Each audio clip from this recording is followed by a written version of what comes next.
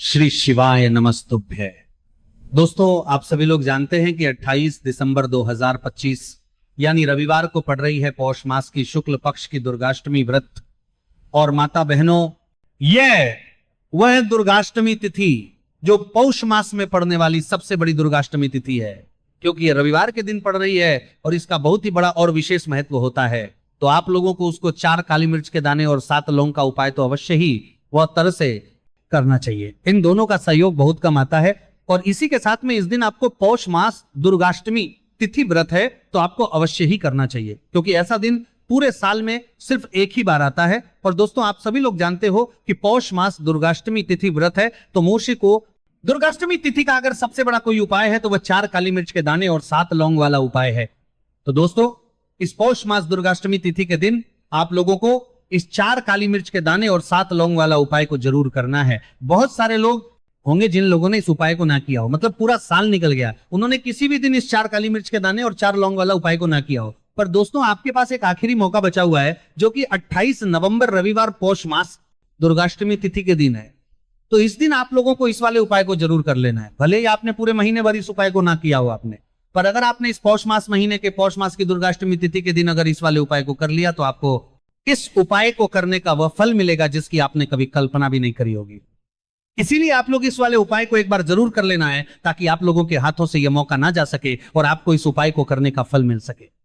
जिस उपाय को आज हम आपको बहुत करने का फल मिल सके, जिस उपाय को आज हम आपको बहुत करने का फल मिल सके, मेरे साथ करने के साथ, मेरे साथ करने के साथ, प्रतिशत करने के साथ, उसके पार करने के साथ, मैं करने के साथ अच्छे से समझाने वाले हैं।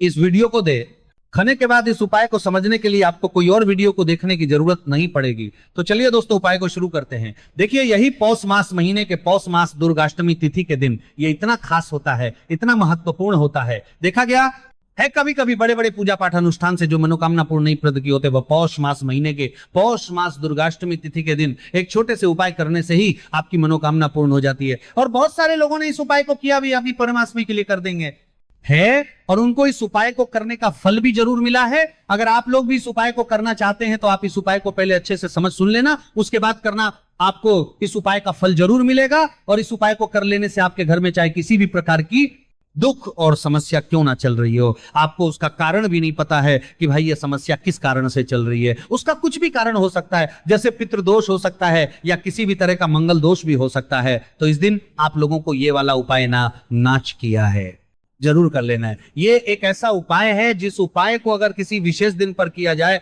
तो भाई उस विशेष दिन का जो है वो तो हमें मिलता ही मिलता है, पर हमने उस दिन पर इस उपाय को किया है तो हमें उससे भी बड़ा फल मिलता है, और फल बहुत जल्दी मिलता है, क्योंकि आप इस उपाय को बहुत ही बड़े और विशेष दिन पर कर रहे हो। तो चलिए अब उपाय के बारे में बात करते हैं, लेकिन उससे पहले आप लोगों को यह जानना आवश्यक है कि आखिर ये उपाय किस समय करना है, किसको करना है और कैसे करना है। तो चलिए हम आगे आपको वीडियो में एक एक करके बता देते हैं। लेकिन उससे पहले अगर आप लोग हमारे चैनल पर पहली बार आए हैं या फिर मेरी आवाज आज पहली बार सुन रहे हैं तो हमारे चैनल को सब्सक्राइब जरूर कर लेना। और इससे पहले आपको वीडियो में अपने बताना है, देखते रहें और हमारे चैनल को सब्सक्राइब जरूर कर लेना। और इससे पहले सब्सक्राइब जरूर कर लेना, वीडियो को लाइक करके कमेंट बॉक्स में मैं श्री शिवाय नमस्तुभ्य के साथ जय माता लक्ष्मी जरूर टाइप कर देना। तो दोस्तों, इस 4 काली मिर्च के दाने और 7 लौंग वाला उपाय को हमें इस पौष मास रविवार दुर्गाष्टमी तिथि के दिन कैसे करना है, किसको करना है, किस समय करना है और कहां पर करना है, ये सारे सवालों के जवाब आपको इस वीडियो में मिल जाएंगे। और जो ये वीडियो देखेगा भाई, उसको इस 4 काली मिर्च के दाने और 7 लौंग वाला चमत्कारी उपाय जरूर करना चाहिए, क्योंकि इस दिन एक काली मिर्च के दाने और एक लौंग का भी बहुत ही बड़ा और विशेष महत्व होता है। और जब बात आ जाए 4 काली मिर्च के दाने 7 लौंग वाला उपाय की, तो ये सोने पर सुहागा वाली बात हो जाती है और ये एक बहुत ही बड़ा उपाय हो जाता है इस पौष मास दुर्गाष्टमी तिथि का। तो अब दोस्तों, इस 4 काली मिर्च के दाने और 7 लौंग वाला उपाय को आखिर करना किसको है, सबसे पहले हम लोग वो बात जान लेते हैं। तो देखो, बड़ी माताएं बहनें होती हैं, उन माता बहनों में से कोई भी एक बड़ी माता बहन इस वाले उपाय को कर सकती है। और दोस्तों, अगर आप चाहें तो अपने घर में से सभी सदस्यों को भी इस उपाय को करवा सकते हैं।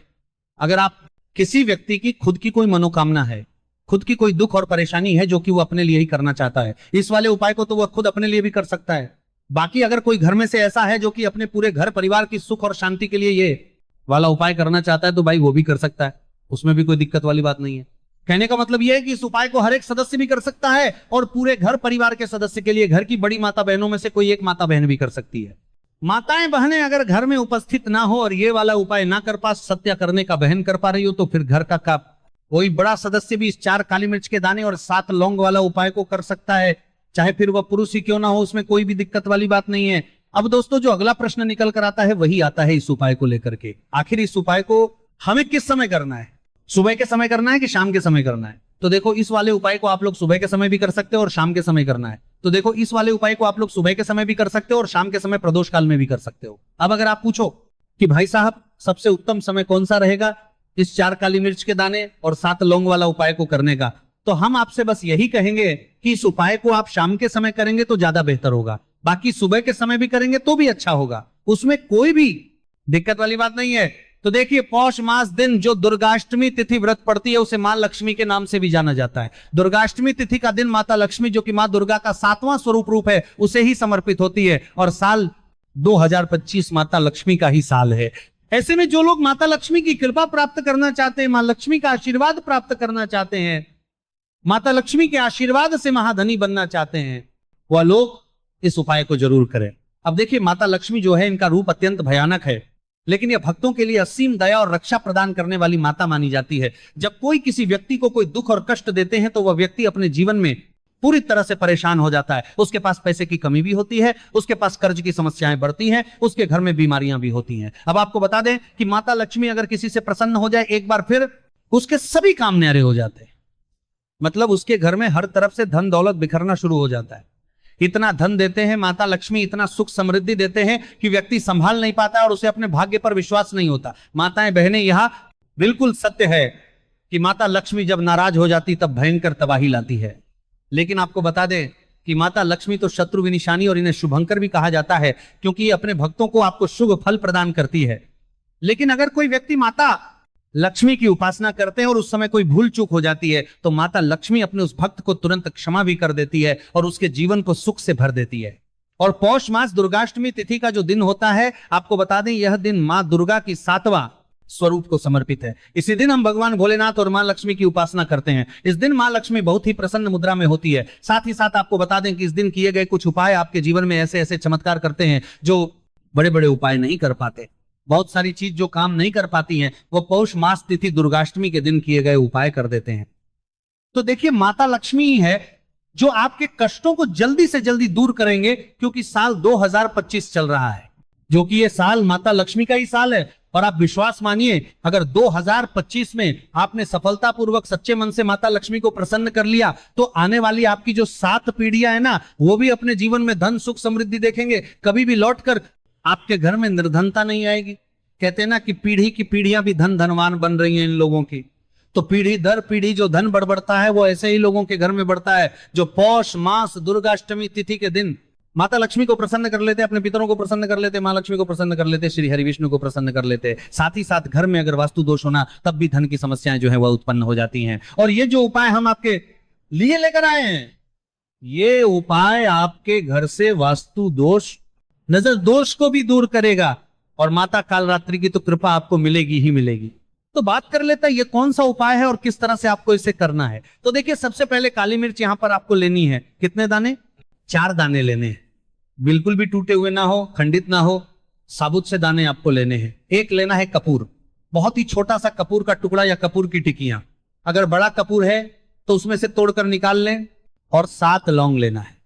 मिट्टी का दीपक आपको यहां लेना और कोई भी बर्तन या कटोरी लेना है, बस पूजा का बर्तन होना चाहिए, ठीक है ना। अब उसके अंदर 4 काली मिर्च के दाने रखनी है, 7 लौंग रखना है और 1 कपूर रखना है। और आपको अपने घर में किसी भी जगह पर, किसी भी कमरे में इसे जला देना है। जलाने से पहले आपको एक मंत्र बोलना है, एहा कम चामुंडाय नमः। और अगर आपको यह मंत्र ध्यान है तब तो आप ऐसे ही बोल लेंगे। आप जो लोग मंत्र नहीं पढ़ पाते हैं ना, बहुत सारे लोग हैं जो मंत्र नहीं पढ़ पाते हैं, वो क्या करेंगे? तो ऐसे ही जय माता कालरात्रि, जय माता लक्ष्मी आपको 3 से 4 बार बोलना है, ठीक है ना। माता लक्ष्मी ध्यान करना है और चारों काली मिर्च और लौंग को कपूर के साथ जला देना है। हे माता लक्ष्मी से क्षमा याचना करनी है कि जो भी हमसे भूल चूक हो गई हो उसके लिए हमें माफ कर देना और अपनी कृपा हम पर बनाए रखना।